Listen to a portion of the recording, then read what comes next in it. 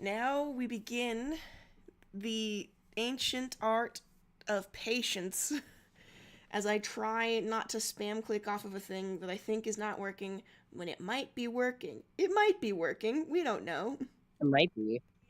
Listen, I don't know if you know how to patience. Oh, it popped up. It says 22 seconds later, chapter whatever. Woo! Okay. So we should be on.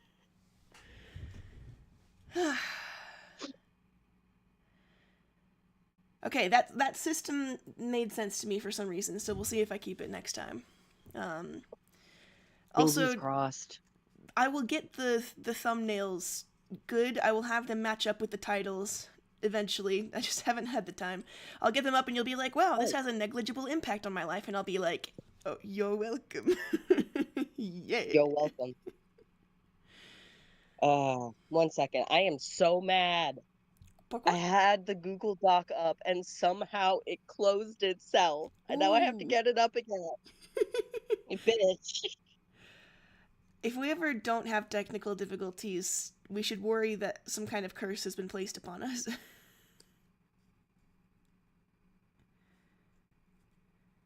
Can use it like an omen. This stream was an omen. Of the good times? No.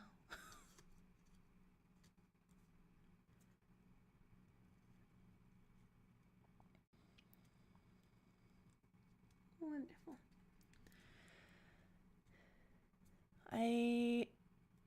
Satan, I'm not sure if you dropped out or if I just can't hear you anymore.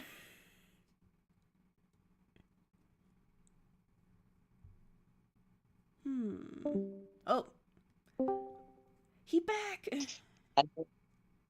Hello. Hello, I can hear you. Yay. Oh, I'm also, sorry. oh, you're good. I literally had the fucking thing up so that we wouldn't have to deal with this. And then it closes itself because it's a fucking bitch. Yep. Um, I am going to. you, I wanted to let you know, I listened back to a couple of streams, and usually when I go robotic for you, it doesn't affect the stream at all. I just keep, I'm the one recording, so like to because of how the stream is set up, usually my voice is fine, but sometimes it's not actually fine. I think maybe because like my internet went out and that's why you couldn't hear me. Fucking internet. Okay, got it. So whenever you're like, hey, do that again, I'm just gonna always do that again in the future. So just so you know. Okay. Well, because if I can't hear you, sometimes I don't know where we're at. It's like, I don't know what's going on, man. I just work I here. just work here. I just work here. Totally fair. Alrighty, shall we begin? Sure. Do you mind being the narrator, at least to start? Because I still have a bit of a cold. So Yeah, if I sound gross, I apologize. no worries. And let me know if you just, need more breaks. Need more breaks for beverages. Beverage breaks, the best kind of breaks. Yeah. Alrighty, so, Okay, we ready to start? yep, last we left off, Rose had kind of scurried away, and Karkat has taken this to mean, oh, I was talking about my problems, and she didn't want to be there for that. That was pale, so he was not feeling super great. But him and Dave are chatting now. Poor baby. Sullux hasn't told me much about what's going on with you two since he woke you up. We haven't had a lot of time, I guess. Dave explains, and telekinetically nudges his bedroom door shut. I guess avoiding me takes a lot of time. You sigh and slump onto your back. Dave sighs and moves across his room on his knees until he's sitting next to you. It's kind of funny. The last time we were here, we kissed. We did the whole feelings thing. Dave says quietly, and you open your eyes at that. I thought we were dating, but we hadn't said it officially. I knew you and Sullux are crazy about each other, and he's my Moirail, so I thought it was just going to be a stable little thing. Dave explains. pitch is different to flush and pale, so yeah. You agree? See? I thought it made sense, but you didn't at the time. You said I was an idiot for assuming that. You thought we were an exclusive thing, and then you kissed Celix impulsively. Because even though you didn't remember that you two were together, I guess you still wanted to. We hadn't talked about him, so you kissing him was, yeah, it went wrong. It became this big disaster, and I couldn't date you if you and him were all messed up. Dave exclaims. That's the problem with connected relationships. They can destabilize each other. They should stabilize each other too, in theory. I wouldn't know. It sounds like I wasn't good at it. You say unhappily. I think we were all pretty fail at it, but it's weird. I don't know what this means now. Like, I said that I couldn't be with you if you and Celix were messed up about each other, but that was getting better. Now it's like you two were always together, but you'd forgotten, and now you know, but are you even the same guy? What does it mean? Dave asks in a rush. Am I even the same guy? You repeat, not sure what he means. Yeah, I guess it's a philosophical question, and maybe I shouldn't be talking to you about this. We're supposed to be keeping stuff light around you so you don't get overloaded or something. Dave says hesitantly. I don't like everyone treating me weirdly.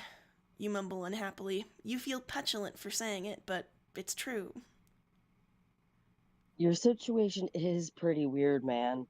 You're hurt, and I think Celix, June, and Matuna are working this out as they go. No one wants to hurt you. He reminds you.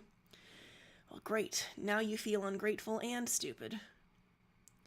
Dave picks up your hand and turns it over in his, looking at your palm.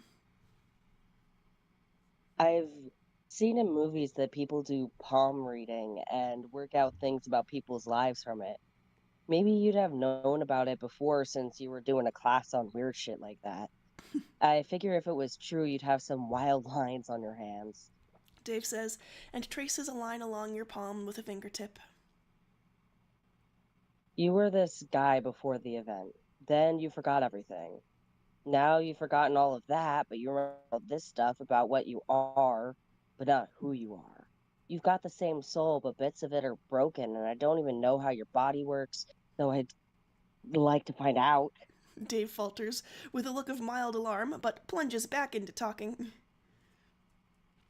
You spent a bunch of time as a messed up ball of rings, like an otherworldly fidget toy.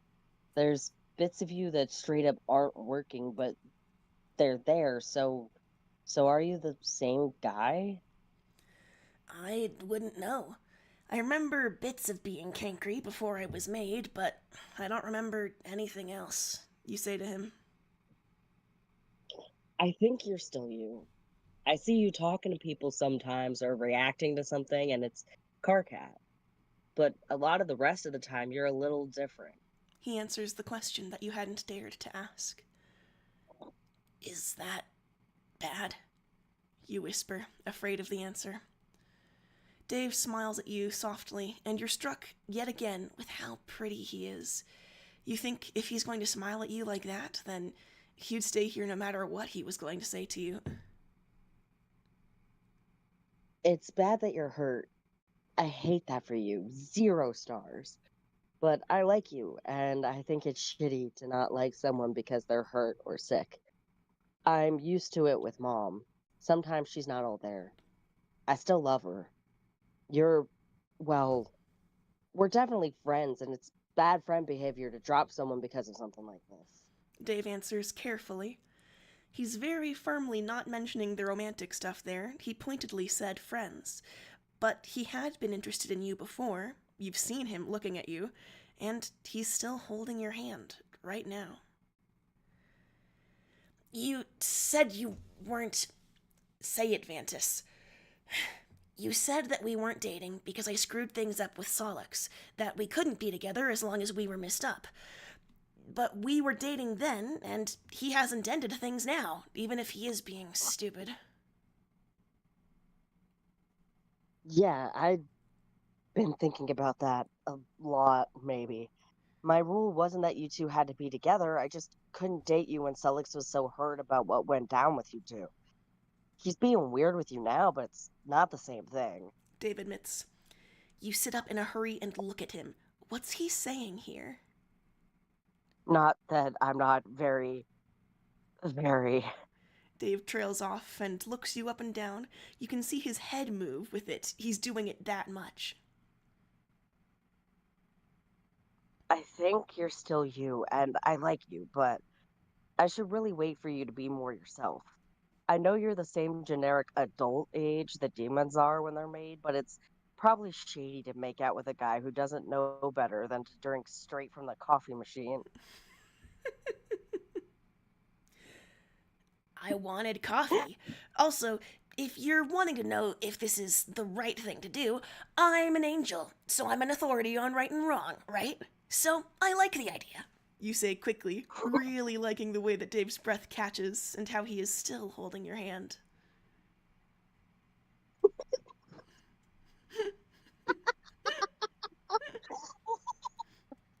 Uh, you're the authority on moral right and wrong, huh? Dave says, Angel. You nod.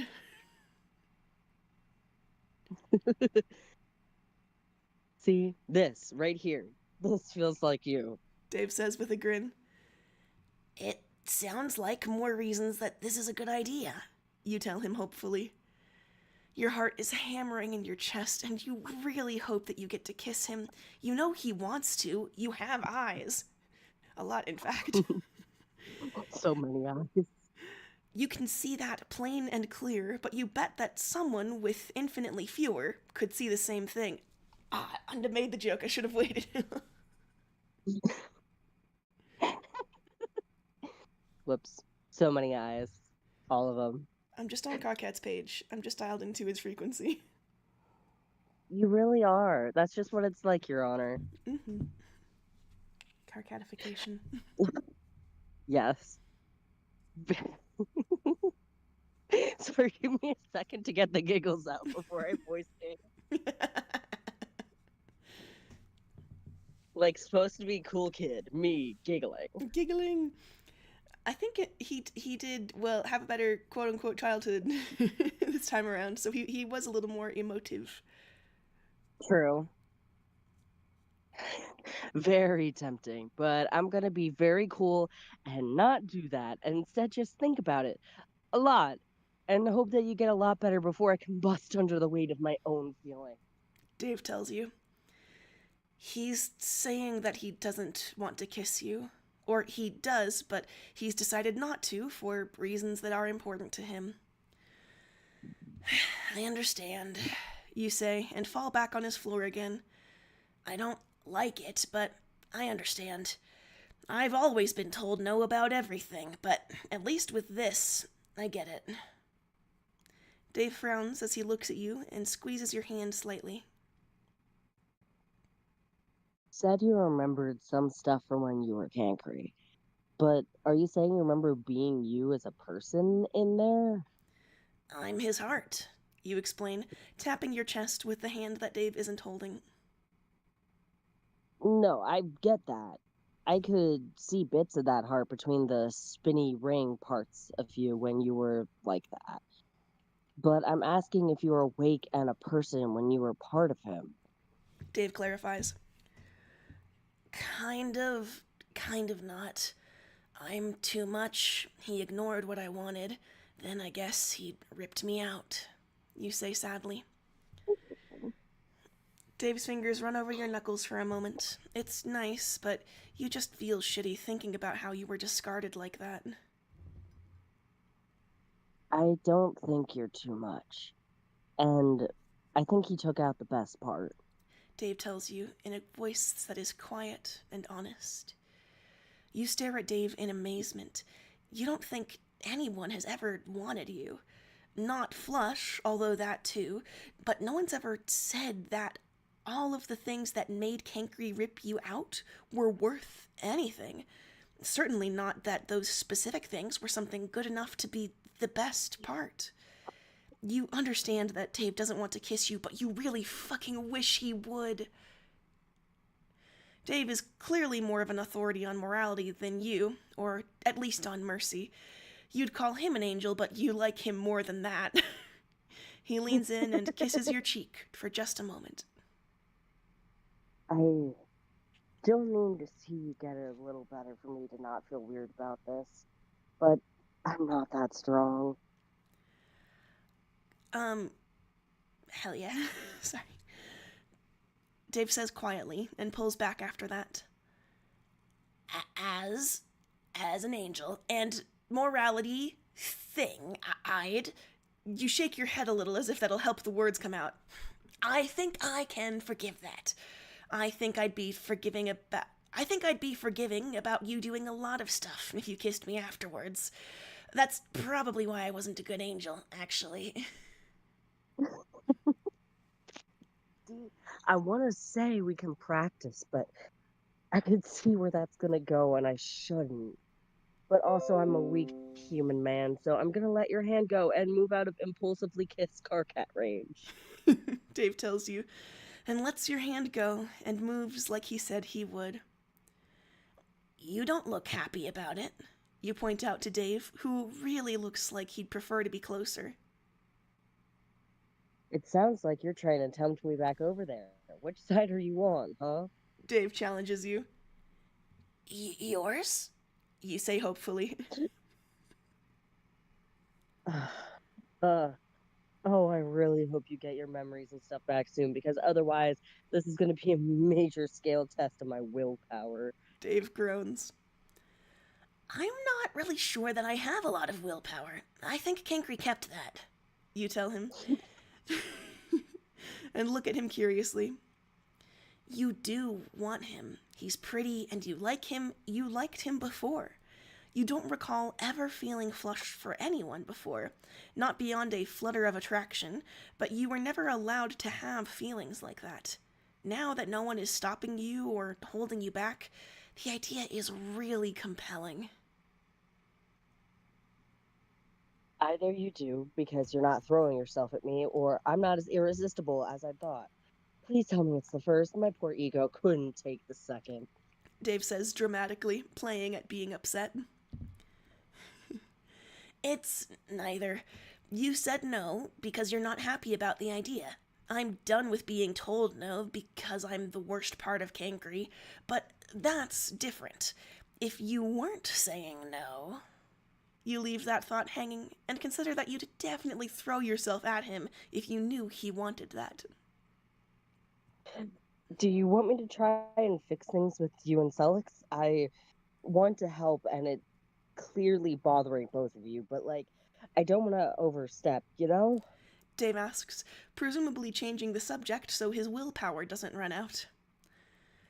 I'm not going to say no if it makes him stop being weird, but he's still like that even after I asked him to stop. I'm sure I'm strange to be around, but I can't help it, you say unhappily. The very distinct sense that you're not what people want you to be, that you're not right, not enough. It's a pervasive theme, and you don't care for it. Oh, 1 second, it did the fucky. Did the fucky, did the wucky, here we are in the fucky wucky land. Yes. I've highlighted your next thing down. Thank you. I appreciate your face. For sure. And also the rest of you. Oh, thanks. Mutual. Yeah. I'll talk to him. Dave promises you. All of the energy that you felt from talking to Dave about your feelings for him has gone. You're left feeling distinctly hollow and tired. I'm going to sit on the roof again, you say with exhaustion in your tone. I've done that before. It's nice up there. Peaceful. Unless I'm skateboarding off of it. Then it's neither of those things. Dave tells you with a grin. You don't know what a skateboard is, but you hope there aren't any up there in case they're dangerous. They are. They are. Especially Dave's. Yes. You slip outside and settle yourself on the roof. It's hard to say how you feel. You don't feel hurt as such, not good or bad, not really anything. People are reacting to you like you're someone completely different from who you were, but then they also end up treating you the same. You know that you're hurt, that your rings aren't all moving, but you have no idea what you're missing. With a lot of tiredness, you look across the property line in the spell line and see the snapped trees and burnt earth around it. Obviously, whatever you did there was wrong. The way that everyone looked at you made that clear. What are they going to do if you don't go back to the person they know? Are they going to put you away like Kankri did? You should care, but you don't. Literally without purpose, you sit there until the night, telling people that you're fine, you don't want to eat, or whatever they're asking you to do. At some point in the night, you shift into action. You slip from view and get off the roof, fluttering to the ground and letting yourself inside again.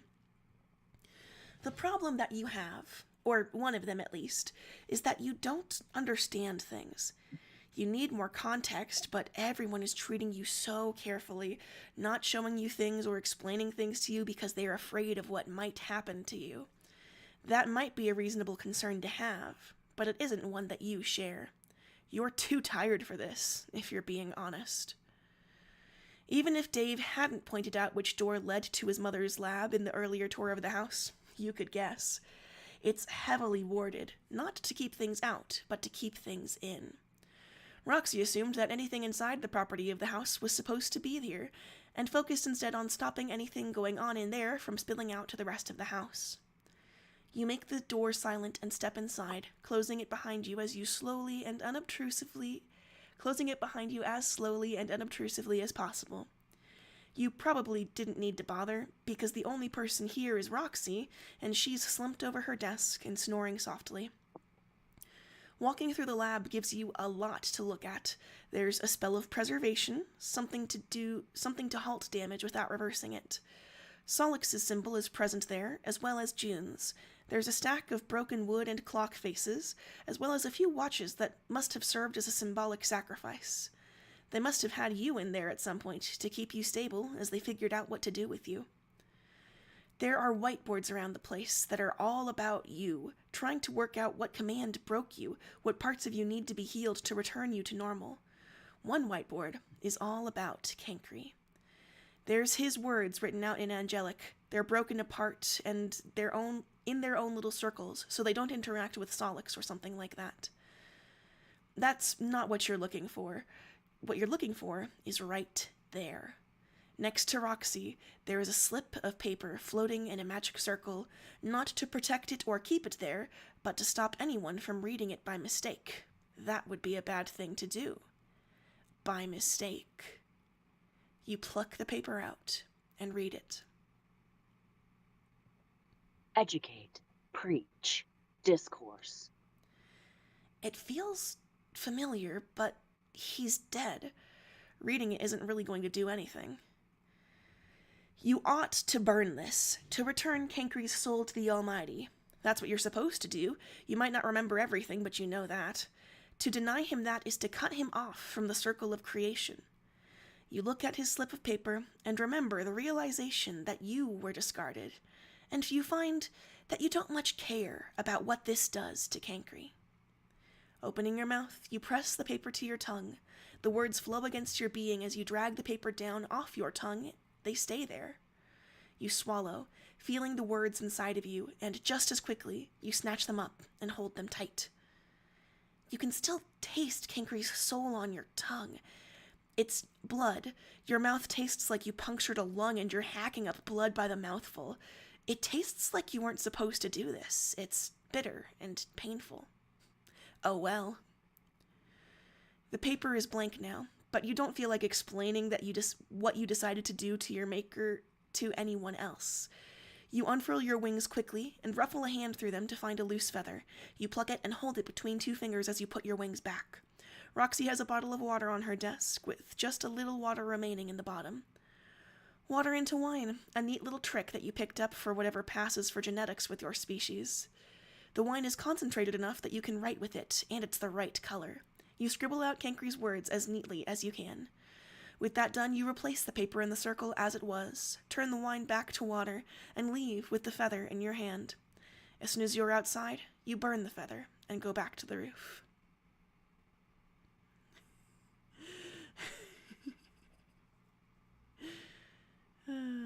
Only good things I'm can come assuming of this. Cankry. Cannibalism. Cannibalism, everyone's favorite pastime. Cannibalism. Want to be narrator? Actually, I don't know. Well, it looks like I'm being Cankry for a hot second. Oh, this is... That is a lot of Cankry. It's a lot of Cankry. So yeah, I'll take... Well, this is actually Canpree, because Cankry is bright red. Oh, Cankry. Oh, it's Canpree. So we could either do the thing of like, I am Karkat, talking in a hoity-toity kind of voice, because this is before the split. Or you can try to do the reverse of your Cankry with like a little bit of the Karkat. I don't want you to hurt your voice. I've found tips and tricks for this. Let me see. So if I were to do Cankry sounding like Karkat, it would probably be something along these lines. Does this sound okay? Yeah. Okay. You aren't, and then you are. It's as simple as that. It is imparted onto you by your creator just who and what you are, and what you are meant to be. Her son wasn't what she wanted, you were told. You are an improvement on him. You will be an improvement on him. You are directly created by her, and so few are for this exact reason. You were created to be better, and so you are better, or you must be. You don't know enough yet how to be better or what you're being compared to. Everyone speaks of the son as if he was so good, had such potential, but really messed it up near the end and made you all look bad. People are trying to do damage control. They have been doing that, but you're not. It's hard. You're not fully clear on how the son failed his mission, what flaws that he had that you absolutely cannot be allowed to have. Everyone you speak to seems to have their own opinions, and it's hard to get them to talk to you at all. You're better than the Son of God herself, so you have to act it. You can't question it or let people think otherwise. But by the same token, people treat you differently.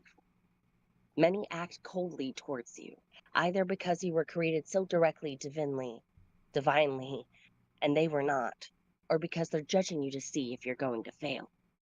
Others assume that you're lording your superiority over them, like your question try to understand or some kind of test. And if they fail, then you'll tell the Almighty and have them fall. You have to be perfect. That's the thing. That's what you were made to be. There can be no questioning that because God herself made you. She does not make mistakes, and so people cannot question it.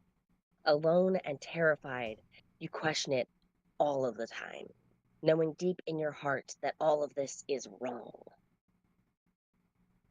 You're petrified that whatever flaw the son had in him is baked into your core too, a sickness that you can't purge. You can't say it, can't tell anyone because then they'd know. You try to speak to the son many times. You tried it after your first week, but he didn't take well to the idea that you were him but improved. He tried to argue his case that the rules were inherently wrong, that people mattered, and that his divine parent was a monster. He tried to say that the kind of power he saw the wealthy have down there was corrupting, and that the same corruption lives up here in the face of every angel who does nothing to stop it. How do you accept something like that? You can't. If she's wrong about one thing, then she can be wrong about anything. And where does that leave you? Everyone will tear you to shreds. You're too terrified to even think it. You slam down every doubt and deny his words. Whenever you visit him, you talk past each other. You're unable to accept a single point he makes, and he won't stand for the arguments and lectures that you've put together over time. Your lectures work, not on him, but on everyone else. You preach about how things are supposed to be, how they're designed to be. It's so hard. You're so alone, and now whenever you go near the sun, he just tells you to leave him alone. He's too worn out from listening to you. You were supposed to be like him, and he doesn't like you at all. No one does. It's an endless eternity of acting the right way and knowing the right people. You say the right things and always ignore anything that says otherwise. There's a lot of you that says otherwise. A voice that threatens to burst out of your mouth, to scream in frustration and rage about all of this, that everything is wrong. You can't do that, so you force yourself to be quiet, to speak softly and not let it out. You're lonely. There's so many angels here, but they're all behind the defensive layer of pretense and politeness that you've put up. Maybe you all are, or maybe it's just you who has to fake this. Sometimes you see people and a part of you wants to have something real. When you see Silas through the fence, you wish you could understand him, but you can't afford it. You wish you knew why everything was like this, but it's all part of the plan. And it has to go perfectly because if everything is not perfect, then everything is lost. You want to scream every second of every day. You see the Almighty occasionally. You never ask a single one of the questions choking your throat. Because if you started, then you'd never stop. She'd kill you, or the other angels would. And no matter how terrifying and awful your life is, you don't want to die. Is that selfish? It probably is. You need to stop asking questions about these things. The answers never lead to good places. And then you met him. Him. Him.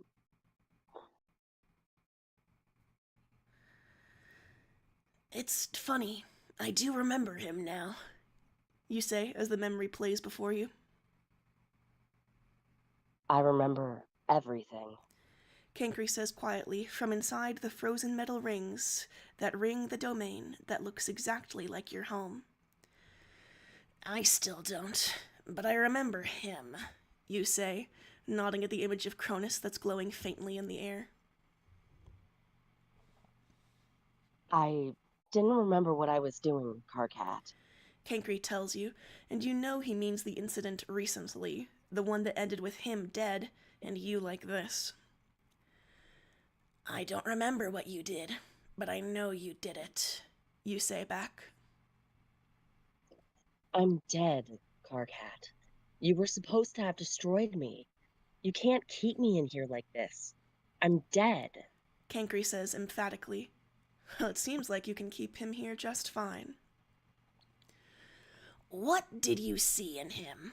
I'm asking because I'm your heart, and I don't like him. I don't think I ever did, you say, feeling puzzled that Cankry ever got into a relationship with Cronus at all. I order you to let me go, to destroy my soul and send me back. Cankry demands. He doesn't order you, though it's clear he was trying to. That doesn't work. I guess not since June stole your voice, you tell him, pleased that at least now he can't control you. This isn't good. Whoa, God fucking damn it. Did it swoop the Sorry. whoop? Yep, but I got it. We're good. Sweet. This. Oh, at least I did. Oh, okay, we're close. We're good. We're Gucci. This isn't good. Not for either of us. You need to listen to me about this. Cankry insists, grabbing the rings that keep you from him. I think it's pretty clear that you're a terrible judge of what's good for us, you tell him, pointing at the frozen image of Cronus. And with that, we're going to take a break. Just like looking at the frozen image of Cronus. Like, you live like this, bitch? You live like this? You keep a version of this in your head? Are you fucking well?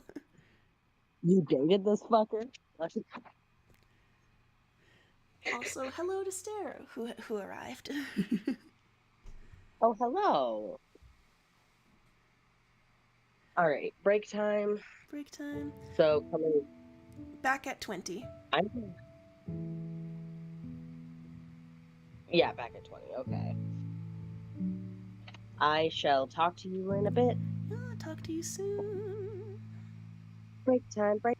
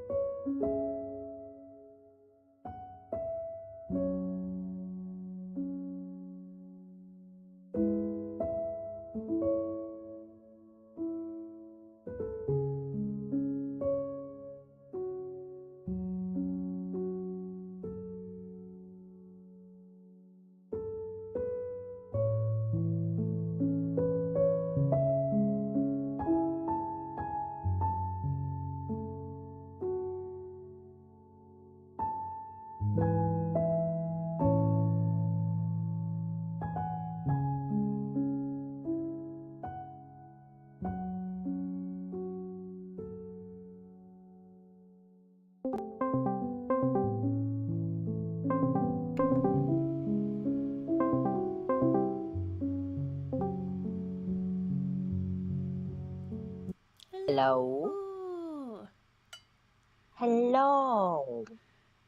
That album we were listening to this time is called Peaceful Day by LoFi Girl. Oh. There's not going to be a lot of those in Carcat's future, so I thought we should put it early in the playlist. Poor dude. Poor dude. He's doing what? his best. Oh, it got cut off for just that one part. I was like, I think I know the end to this, but do I? Do I? He's doing something. He wishes he was doing Dave. I mean, what? He sure does. Poor boy. Our boy, he's doing his best, Your Honor. Okay. Do you want me to start off as the narrator since you did it all last time? I think I can go ahead and start out, and we'll do you in the middle and me at the end, because this is a longer one, y'all. We try not to go this long anymore. We might take a break. Another one. Yeah. Breaks are good. Just because with your cold and everything, I don't want to be like, and now here, Satan suffering on your full display. Is this turning the tables? No. Wrong Satan. Wrong Satan. It's me. Because my mother-in-law made me sick. Well, Oh, no. soon-to-be mother-in-law. Mother in soon. A mother in time. A Mother in Time. That sounds like it would be a book title.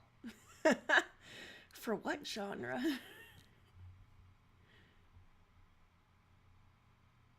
Sci-fi. Yeah, fair. At least. Wonderful. Oh, stretch. Hey, Stretch. ready? Your awareness sharpens, and an edge of the space opens with the vision. Sorry for the water bottle sound. Your awareness sharpens, and an edge of the space opens with a vision from an eye on your wing to show Solix getting onto the building.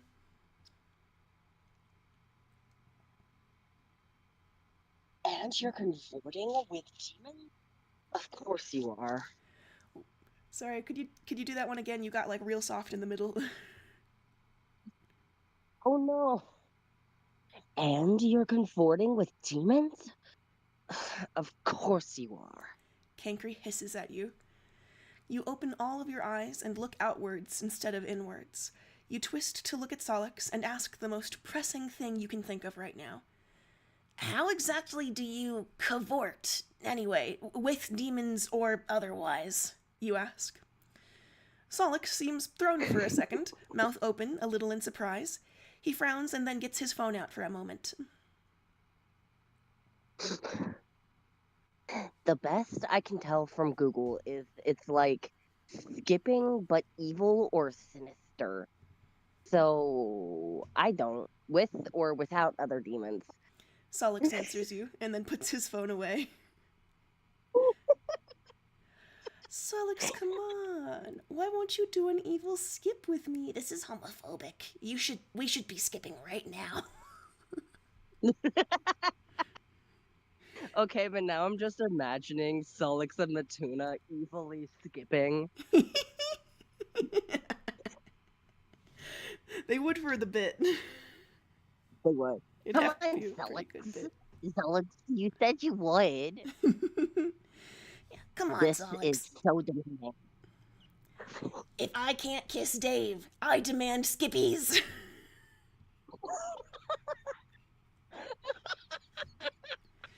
This is the price of my patience. Oh, I killed Satan. You killed Satan. Alright. Okay, so. Well, now I want to try it just to see, you say thoughtfully, and you can feel the indignation and anger glow from deep inside of you. You're letting Cankry see anything that you'll see, in case it'll help in case you need to ask him anything. And it'll also probably infuriate him, and you're okay with that, too. I'm not skipping evilly anywhere with you. Matuna might, ironically. Look, Solix hesitates, and you can tell that Dave has nudged him to come up here. I wanted to talk to you. You are, you point out. I think I need to call time on this. Like, you're clearly not you, so you can't understand or react to me like you will when you do remember. So it's not fair for me to expect you to tell me how awful what I did to you was. You don't get it yet.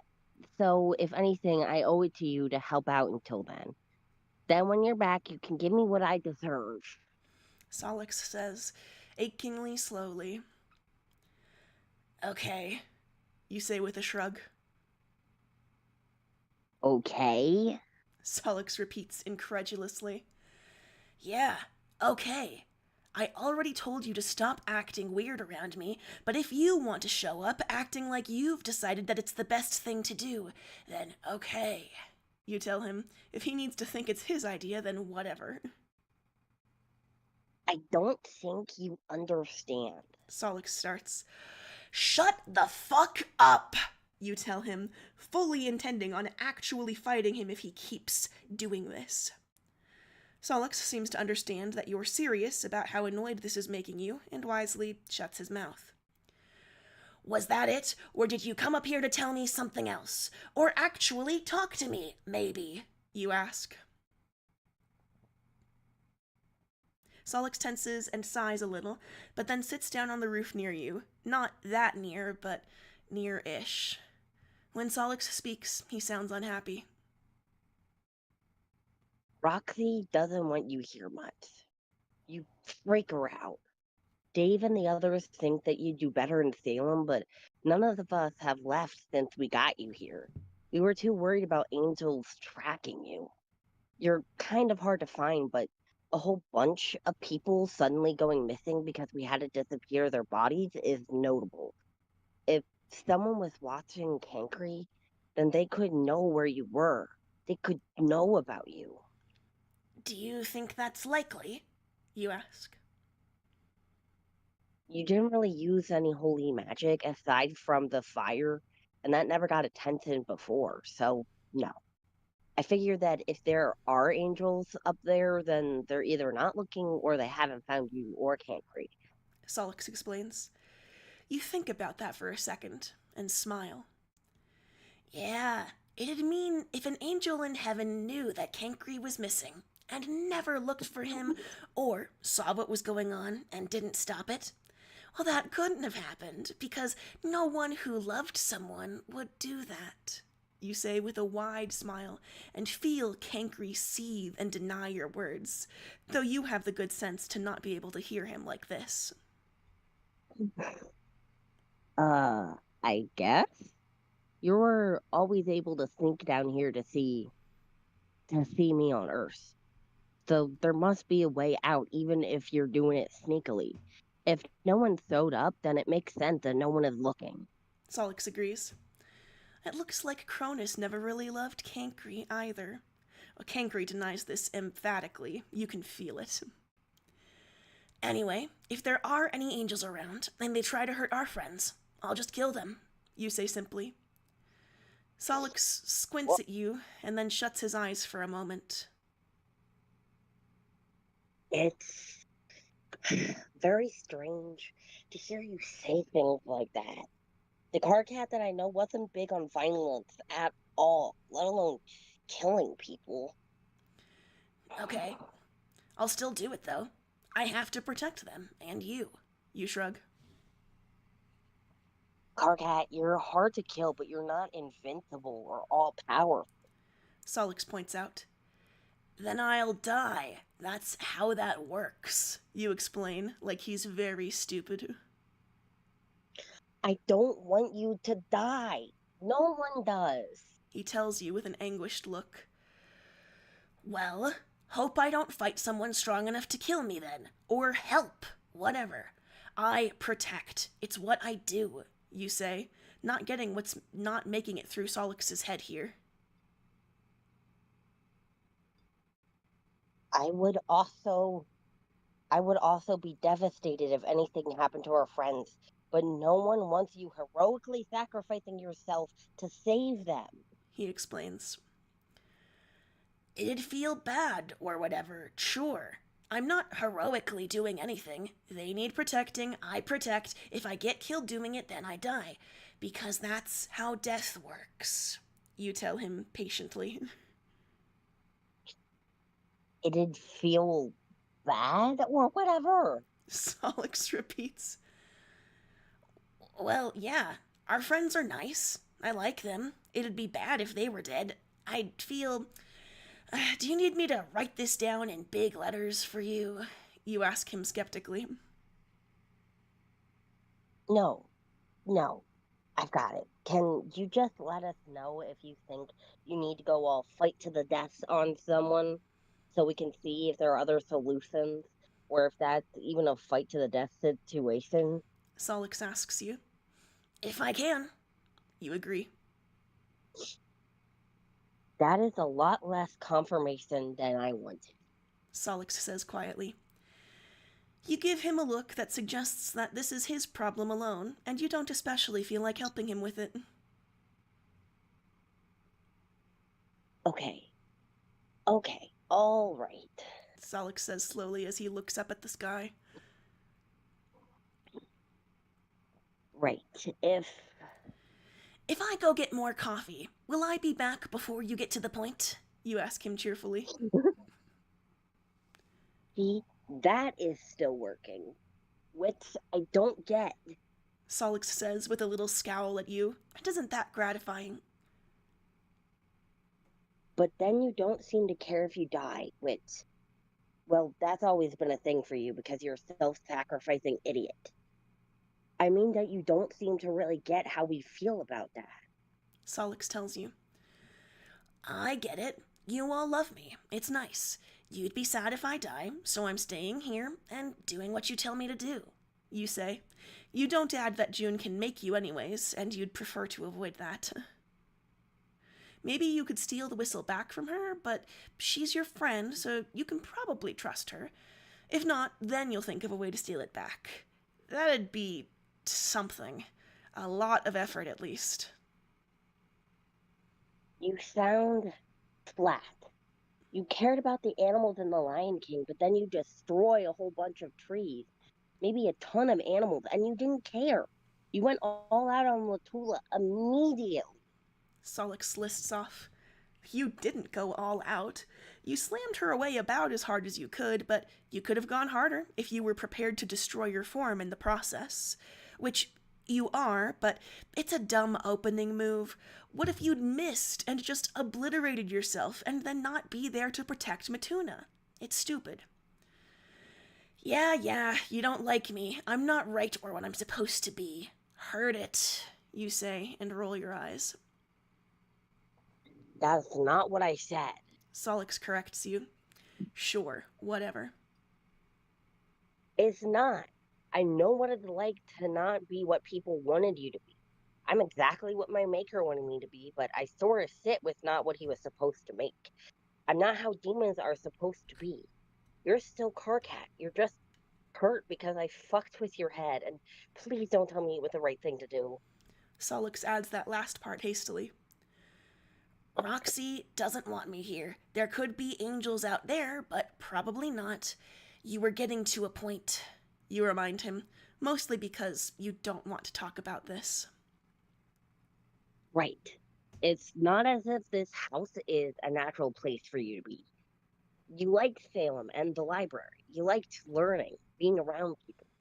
Putting you back in a life you liked might be easier than sitting around here waiting for you to snap back to yourself out of nowhere. Solix explains. Sure, it sounds more interesting than here, and here is boring. You agree apathetically. Solix looks a little pained at how you agreed, but you're agreeing, so he's not going to argue with you. You didn't find Earth boring before. Shit. I'm sorry. I need to work out what I did and undo it. He says, and he sounds completely miserable about it. I'm getting really bored of everyone being sad about someone I'm not. Are you gonna go be sad for Cankry because he's not who he was before he took me out? You hiss. You're angry at the idea, and Cankry feels repulsed at the idea of being that person again. No one is happy with this. Solix opens his mouth and then looks at you in silence. After a couple of seconds, he closes it and shakes his head. You know what? You're right. My guilt isn't your problem. You're my kismesis, and I hate you the whole way down. So if I start pulling that sad about who you are thing again, then just smack some sense into me. Solix tells you. Just like with Latula, you say flatly and nod. What? No, that's way too... Solix cuts off when your composure cracks and you grin. Ugh. Oh, I see. The city sense of humor stayed. I thought you'd be pleased, you say smugly. I ought to shove you off the roof. Solix grumbles. I'd like to see you try, you tell him sweetly, and Solix's eyes widen slightly. The look crossing his face isn't a million miles from the look Dave gave you, just pitch instead of flush. I'm here to not care so much about death and flirt.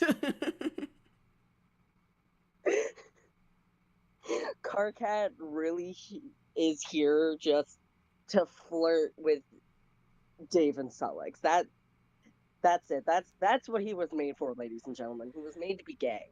I was put on Earth by myself for 3 reasons.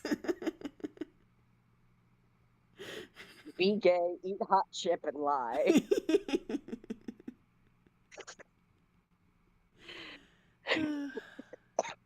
Okay, sorry. You're good. I really hope people listening to this and enjoy us being weird. Yeah. It's like, yes, halfway through reading a sentence, starts laughing. Yeah. I mean, we're all here because we love the work. And if we share in the laughter, then that's just a bonus. Yeah. Focusing. Okay, I'm going to get Matuna to have another look at you, and then we can check out Salem a little more. We've had people doing it, but I want to see for myself. If everything's good, then I'll teleport you there. Solix says, making himself look away from you to talk. I thought I could fly there. Dave and Rose said that the ports would probably be a bad idea for me. I assumed they'd be worried about you teleporting me too, you say. A port spell doesn't know what you are. More things that could go wrong with that. I'm fine. I know you. Sure, flying would be safer, but I know you, and you will absolutely get sidetracked on some sit on the way there. We're not doing that. Solix accuses you. You consider how much you feel like doing what you're told at the moment.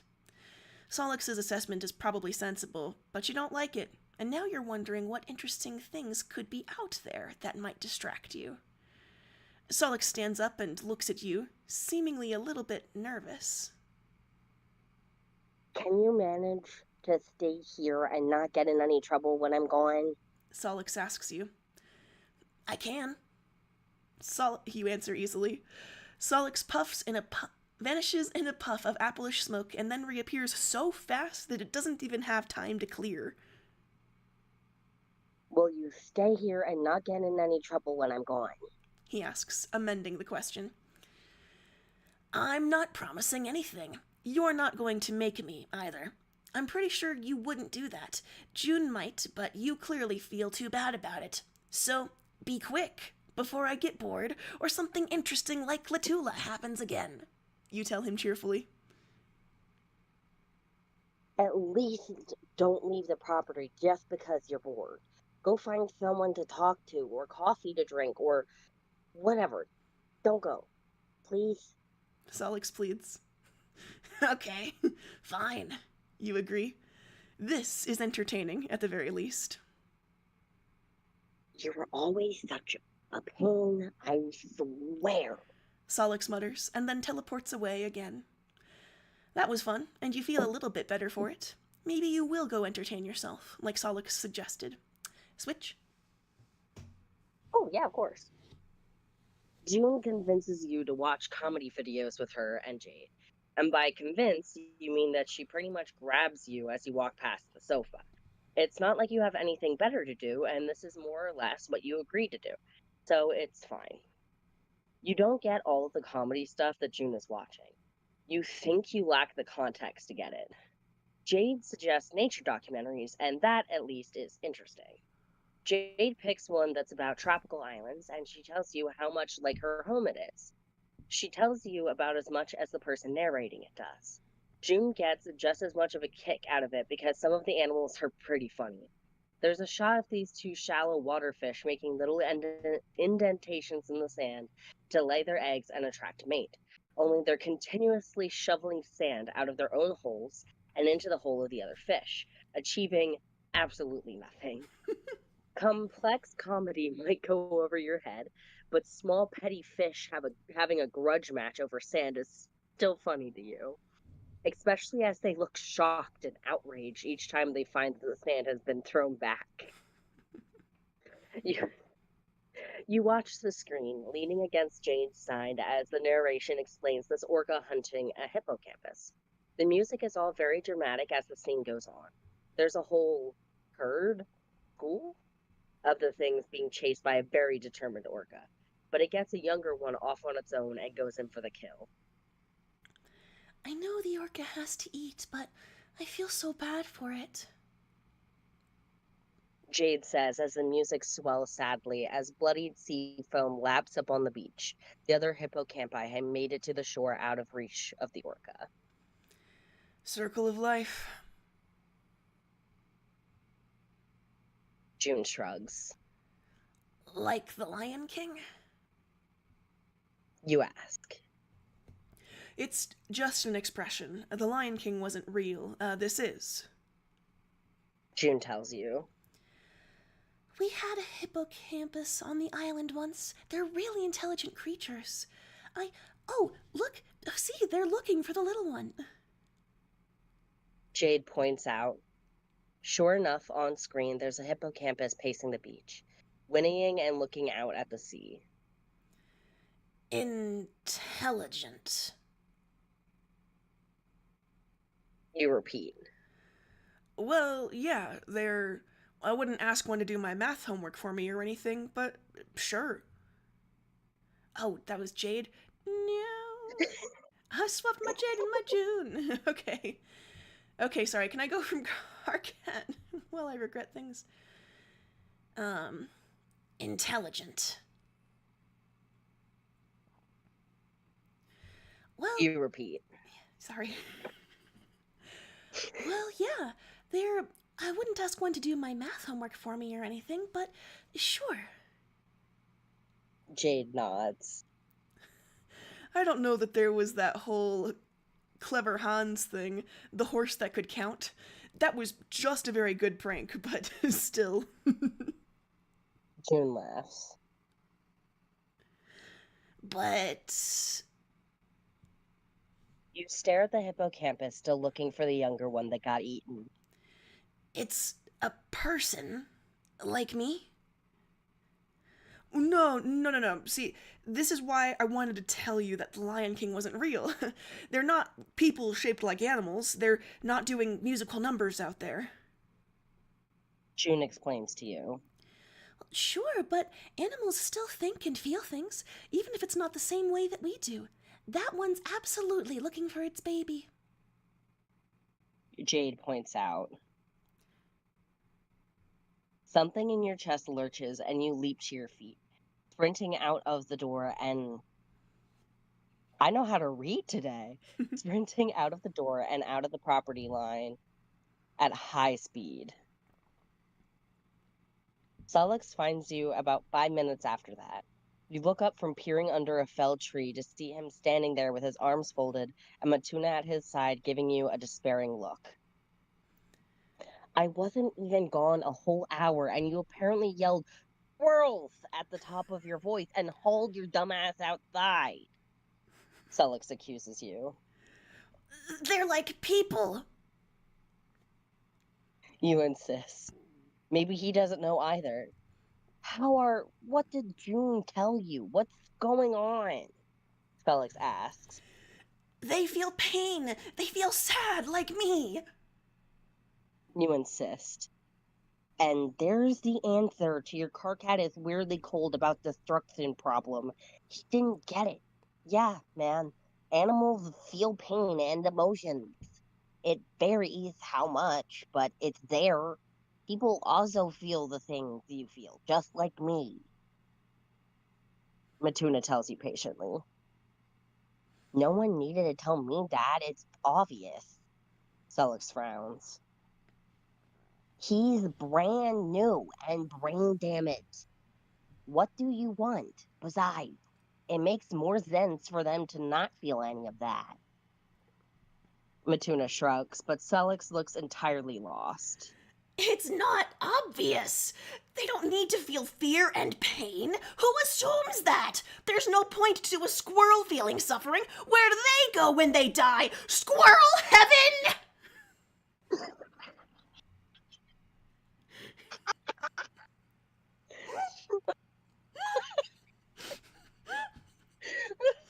Sorry, just squirrel heaven. Do they get squirrel heaven? Why does this just make me think of the shrimp heaven? Now! No! I have a shrimp heaven poster. It enriches my life every day.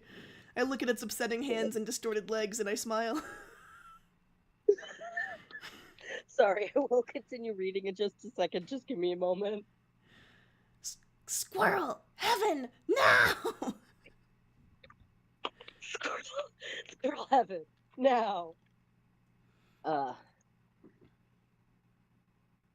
Time to get back into the lisping zone.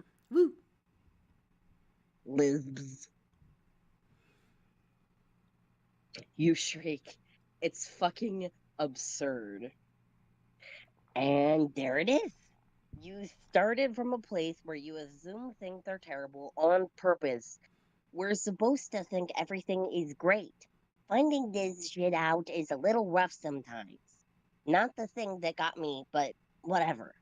Plus, his system is still messed up, so he's probably rebalancing how much he cares about things.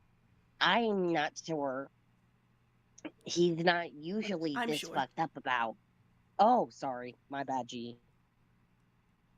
I'm sure he's not usually this fucked up about. Batuna trails off as Solix makes a so-so gesture with his hand. Wow. Okay, noted. Matuna snorts. There is no squirrels or birds around here, KK. You probably made so much noise that they've run off. So, can you go back inside already? Celix asks you, clearly a little frustrated, even if he seems to be trying to hide it. You unhappily go back onto the property and hide up on the roof. You're not sure you can handle more documentary. Instead, you close your eyes and look inwards. The slightly translucent cancre is giving you a flat look from between the rings surrounding the simulacrum of your house. You are embarrassing, Karkat. Cancre tells you, emphasizing your name as he says it. Did you know about this? You ask him. This conversation is pointless. Burn me and let me go. He tries to order you. Sorry. Oh, sorry. Do you want to switch? I'm happy to. My brain was just like, you're the narrator, don't forget, out of nowhere. It does this to me. Oh. It happens. It happens. It keeps happening. Yeah, if you're good to be the narrator, I don't mind switching out. Cool. Let's rock. He tries to All order right. you again and fails. If it's so pointless, tell me how it goes, you demand. You bring up some part of the divine's creation, you question it, as I have always told you not to. I tell you not to, you ignore me and do so anyway. If I try to get you to do things to avoid you getting in this situation, then you manage to get around it somehow, and we're back at the start. Kankri says in a bored voice. That's not an answer to any of that, you reason with him. That is just how things are. He tells you. You look at the ghost of him, trapped inside of you and kept apart from your soul. What you're doing is against the rules, but you guess that's just how things are, so he should be fine with that. You don't know if there's anything you can say to him or ask him that'll change anything. At least you can't think of it right now. You open your eyes and sit there alone, feeling hurt. Worse still, you're confused about why you have to feel this. Why? Ugh. It's frustrating. You can't think about it properly without that same grinding sensation from your rings. Whatever feeling or thought is stuck on this isn't working. You hate it. At the very least, you can do that just fine. Solix returns at nightfall, landing on a roof near you. Salem is fine. He starts without saying hello. I'm going to take you to the dorm with Matuna. If nothing goes wrong, then he's going to stay with you, and I'll go back to get the others to the port. I'm not really supposed to be moving people around, and they got tickets here, so it'll look weird in the system if they don't go back the same way. They're all on board. Is that good with you? You shrug, not caring all that much. It's a little bit like you emotionally burnt yourself out earlier. Distantly, you're aware that this probably isn't normal either. You fly to the edge of the property, where the line of magic wards it off, and Solix teleports there. Matuna is waiting for you and waves a hand for you to step outside to him. We're going to do. Oh, I know how to speak today. You're good. I am suffering. We're going to want to do this formally. Since he's unstable, there's a risk that things could get fucky. We, of course. Matuna sighs and looks past Solix. You look around and see Dave hurrying down the path towards you. You're not coming with us. Matuna warns him. Can't I at least be here? Dave asks.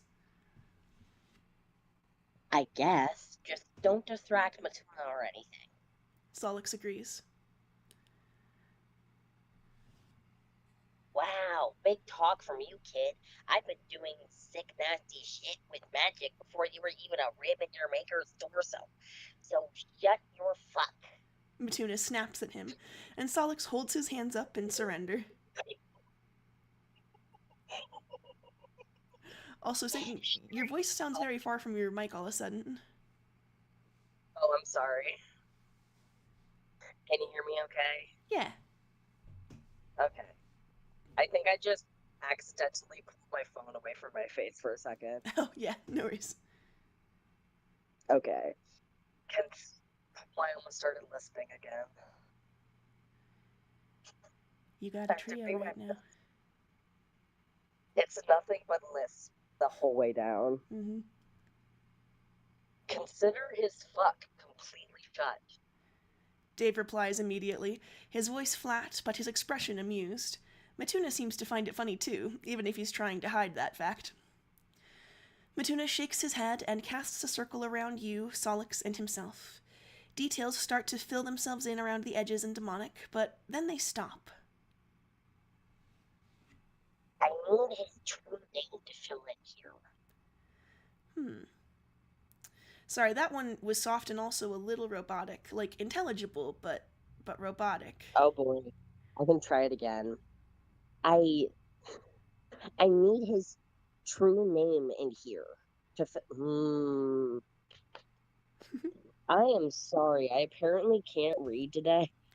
We all have days like that. That's the fun thing about, like, reading out loud. You realize, do I know what words do? Do I know words? Do I understand words? Okay. The world may never know. I need his true name to fill in here. Matuna points. In angelic? Solix asks with a wince. Well, yeah, it's his name, but it's fine. Even if you can't spell it, I can write it for you. I know you can't write it angelic. Matuna says, waving his hand like it's not a big deal. You did say it was a stupid language, you point out. It is. Or it's a stupid rating system, at least. Matuna agrees, and then looks back to Solix, who shifts uneasily. No, it isn't demonic. It works for regular spells. It has the same pool. That line one more time, it had 3 different textures to it. Oh, I know it in demonic. It works for regular spells. It had the same pool. Yay, Solix tells him after a second. Matuna stares at him, wide-eyed, and his expression twitches. You're telling me that you two did full permission fit and you don't even know his actual name? Is the translation different? If it works regular magic, doesn't that mean it works? Dave asks. For sloppy spellcasting, when you're not doing anything all that dangerous, it's probably fine. But for a magically unstable reset zone like this, no, not fine. Also, how do you not know his name? Matuna demands. He told me it in demonic and English. English? I've never heard it in angelic. He said he had it translated. Solix says defensively. By who? You wonder. I can't think of anyone up there who'd be both willing to translate your true name for you and have the time to learn demonic to do it. Matuna mutters. Jesus. You got like demon married to a guy and you didn't even know his name. If only he'd done it in Vegas. Dave teases Solix, who just growls and looks sullen about the whole thing. Poor BB. What is it in demonic? Matuna asks with a deep sigh. Solix tells him, and you feel a slight tingle, but it's not really much of anything. Translation? Dave asks Solix curiously.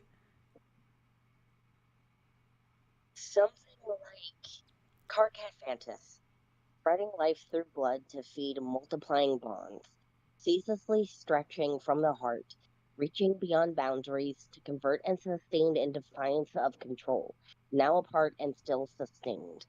Solix says in English. Angelic names do not work like that, even a little bit. That's nowhere near what his angelic name is going to be. Matuna tells Solix flatly. Can I ask what your angelic name was, or is that a dick thing to ask? Dave asks Matuna quietly, hesitantly. Matuna looks a little bit sad, but it's an old kind of sadness. He looks up at the stars peeking through the clouds above and speaks. My maker was really old when he made me.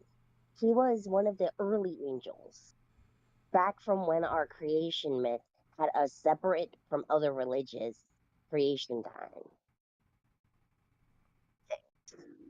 Whatever. All of that shit was before he made me. He was responsible for making the stars and keeping them spinning right. He made a double star system and liked it so much that when he made me, he took some light from it to make me. Matuna's voice is soft and wistful, and your heart aches impossibly to hear it. And angelic, my name was Two-Pointed Star, a light in the dark to guide, golden yet burning and far-reaching, heat in the cold space in the crowd, brilliant bright clarity to earth. Matuna says, shifting to angelic to say his name. It's beautiful. It's a wonderful name. You can see it, too, how even in this form, Matuna is bright, and how he is the light that his maker created so often. It hurts, even as Matuna translates it to English, and it loses a ton of its meaning. Huh. You translated that when you fell. More about burning supernovas and an unending light on death. It's still similar, though. Solix says thoughtfully. Yeah, you can work that out if you know both. But I can't reverse engineer an angelic name from what you told me. The name you gave me is all defiance and rule breaking, not a name that an angel would give his creation. Matuna explains.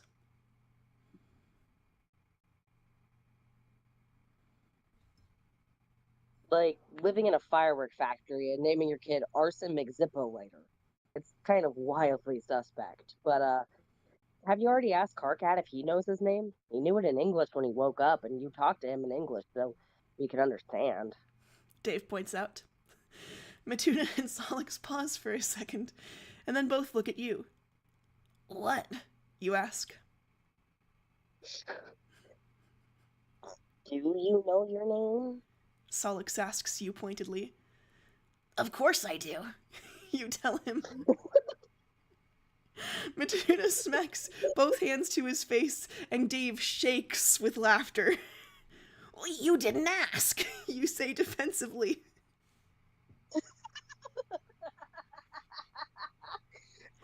Do I know my name? These bitches think I was born yesterday. Maybe I was. Maybe I was. Sorry, 1 second. I did a slide again. Ah.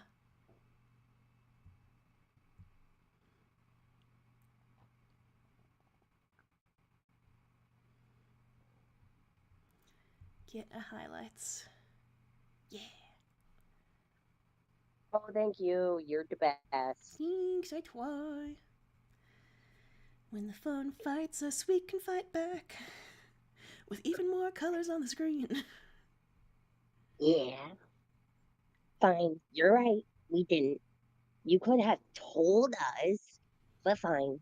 Give me your name and I can put it down so we can get out of here. Matuna grumbles. You tell him your name in angelic. Your true name, obviously.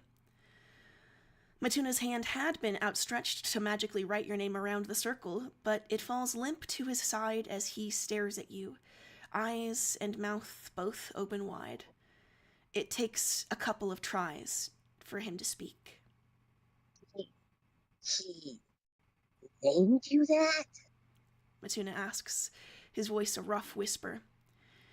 You nod, a little numb for having said your name, but it is your name. Matuna's form shifts, burnt wings coming out as he collides with you and wraps arms and wings both around you. His hand slides around the back of your head, his fingers in your hair as he holds you against him. No one should have ever named you that. Made you that. How could anyone? He whispers to you in angelic. You know that you're basically new, but this still feels like an old hurt, one you stopped listening to a long time ago. Because it's what they called you, Cronus and Cancri. You don't know how often you were in a position for your true name to be used by other angels, but you probably lived up to it. Cancry's feeling at your core tells you full well that you did. It's what he made me, you say against Matuna's chest. A burning feather falls past your face as Matuna denies that your name is what you are. He's doing it in angelic, and you wonder if anyone ever said something like that to you in angelic before. Probably not. Matuna, what? What's wrong? Solix asks worriedly. I need to write it, but I don't have to tell them. Matuna whispers into your hair. You should have something to say, but you can't summon a feeling to say it, so you shrug as if you don't care. Matuna pulls back from you, still holding your face in his hands. He folds his wings away, but you think the tears in his eyes are for you, not from them. What's wrong? Dave asks. Angelic names are supposed to be everything someone is, everything you want them to be, to see them being what you make them. It's like demons. Your true name is who you are, and with angels, they're very holy, praising, good, supposed to be. Mituna says thickly. Like you and the stars? It was full of like love for the cosmos and stuff. Dave asks.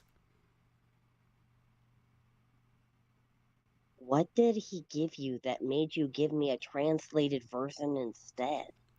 Solix questions you, although the words are hesitant, as if he's not sure he should ask at all. I'm not sure how to translate it, right? Beyond just Carcat Mantis, but it's like. You think. I'm a sickness. Something that was supposed to die but spread instead. Imperfection in divine perfection, spreading and infecting, multiplying. Something to be removed to save the rest.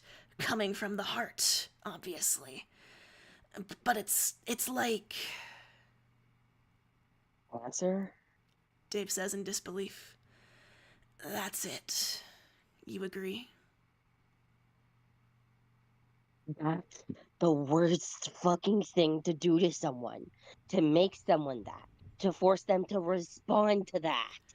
Mituna snarls, etching the symbols of your name hatefully into the ground. You can feel 100,000 times that Kankri called your name, but it's whatever. You're used to it. Besides, you outlasted him, didn't you? I'm fine. I'm me. That's the name I was given. So what?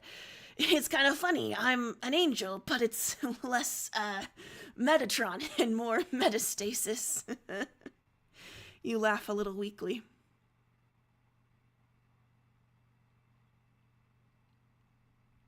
You gave me your name in English and demonic. You're familiar with it enough in demonic for it to call you, so that's the name you have. It's yours. If gods can change their names, so can you. Even if I could remember your language, I wouldn't call you it. Solix says firmly. It sounds like you chose the demonic one. Yeah. Dave agrees, with a weak attempt at a reassuring smile.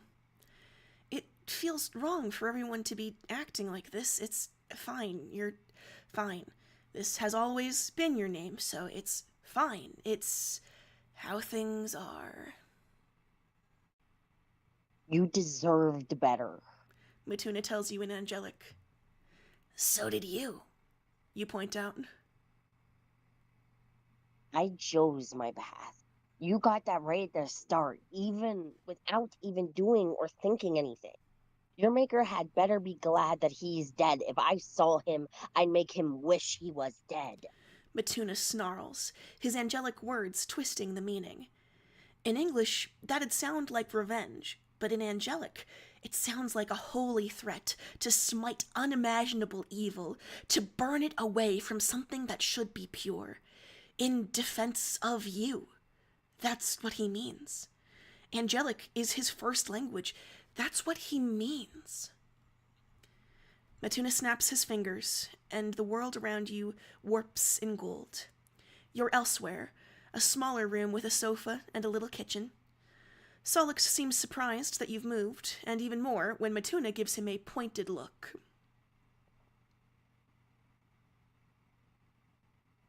Great. It's not like you've never done this before. Just keep collecting hurt little creations.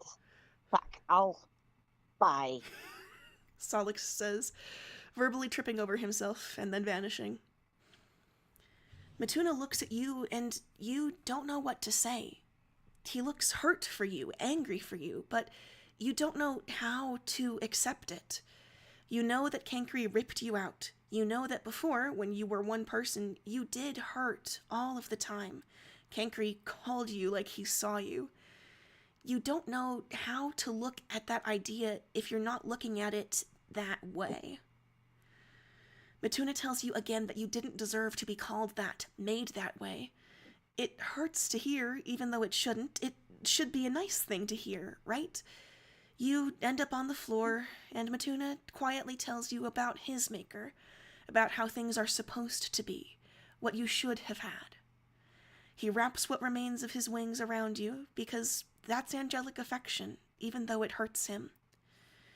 You don't have your memories, but you fear that maybe he's the first to ever do that.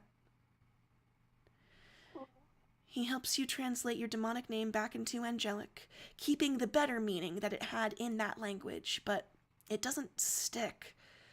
Honestly, you prefer it in demonic, so he teaches you how to say your name perfectly in demonic, and with a little practice, you feel it click back in again. Matuna can say it in demonic, and your soul responds, because, well, of course it would. People calling you that have only ever cared about you, right? That's what your name is supposed to be. To be you, from someone who loved you. Matuna tells you softly. So, who helped you translate it the first time? Who loved you enough to help you then? Or did you work it out on your own? Listen, I love them so much. I love them so much. Matuna adopt. Matuna adopt. He protect. He attack. So much. And we didn't even have to do a second break. We're fucking made of magic and stardust and determination. Oh yeah. Sorry, my voice is getting a little rough at the end. Oh, you're good. I appreciate you, and I don't know, maybe subconsciously my brain was like, Satan tired, talk more, Satan have much, Satan has a trio at the end, run for Satan. I appreciate it. Yeah, at the end it's just like Matuna, Sulix, Dave, Matuna, Sulix. Yep. It's a fun scene. I think, like, you know, oftentimes when they're hanging out with, like, the group as a whole, I'll get, like, little snippets of, like, June, Jade, Rose, Carcat, June, Jade, Rose, Carcat. But I think the I don't know, the more extended scenes like that for me, there's a really great Rose Carcat convo coming up. And it's basically a whole session where Satan will have to be narrator the whole time. So, oh boy, look forward to that. Rose cat the whole way down. All the way down. Wonderful. Beautiful. Alrighty, everybody, take care of yourselves. Drink your water, eat food. Yeah. Yeah.